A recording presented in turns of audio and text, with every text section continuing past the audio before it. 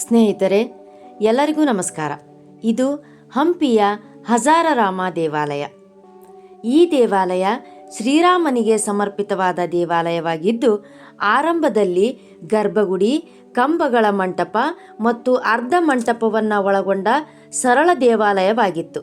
ನಂತರದ ದಿನಮಾನಗಳಲ್ಲಿ ಇದನ್ನು ವಿಸ್ತರಣೆ ಮಾಡಲಾಯಿತು ಎಂದು ಹೇಳಲಾಗುತ್ತದೆ. ಈ ದೇವಾಲಯದಲ್ಲಿ ರಾಮಾಯಣವನ್ನು ಹೇಳುವ ಕಲ್ಲಿನ ಗೋಡೆಗಳಿವೆ. ಈ ದೇವಾಲಯದ ಅತ್ಯಂತ ವಿಶೇಷತೆ ಎಂದರೆ ಕಲ್ಲಿನ ಮೇಲೆ ಕೆತ್ತಲಾಗಿರುವ ರಾಮಾಯಣದ ಕಥಾಚಿತ್ರಗಳು.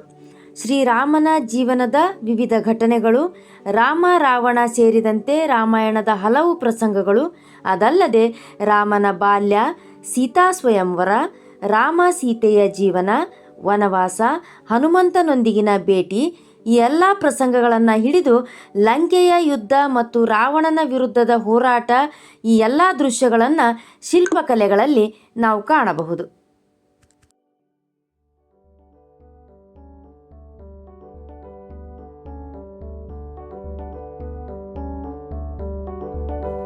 ದೇವಾಲಯದ ಉತ್ತರ ಭಾಗದಲ್ಲಿ ವಿಶಾಲವಾದ ಪ್ರವೇಶ ದ್ವಾರವಿದ್ದು, 2 ಪ್ರಮುಖ ಪ್ರವೇಶ ದ್ವಾರಗಳೊಂದಿಗೆ ದೇವಾಲಯದ ಸಂಕೀರ್ಣವನ್ನು ರೂಪಿಸಲಾಗಿದೆ.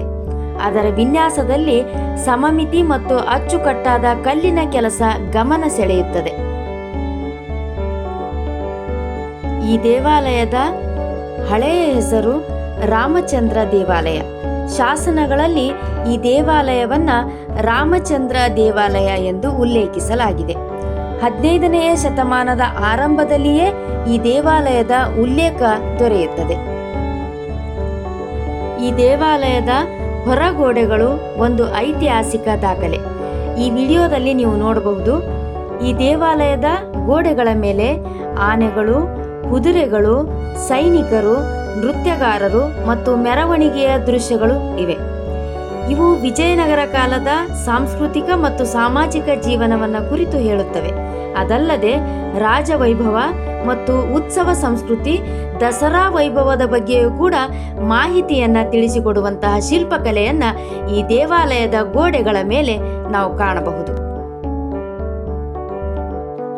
ಹಂಪಿಗೆ ಭೇಟಿ ನೀಡುವವರು ವಿರೂಪಾಕ್ಷ ದೇವಾಲಯ, ವಿಜಯ ವಿಠ್ಠಲ ದೇವಾಲಯದ ಜೊತೆಗೆ ಹಜಾರರಾಮ ದೇವಾಲಯವನ್ನು ಕೂಡ ನೋಡಲೇಬೇಕು.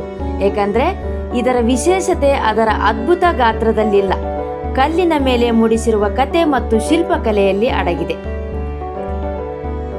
ಇದು ಕೇವಲ ದೇವಾಲಯ ಮಾತ್ರವಲ್ಲ, ಕಲ್ಲಿನ ಗೋಡೆಗಳ ಮೇಲೆ ಕೆತ್ತಿದ ರಾಮಾಯಣದ ಒಂದು ಜೀವಂತವಾದ ಪುಸ್ತಕ.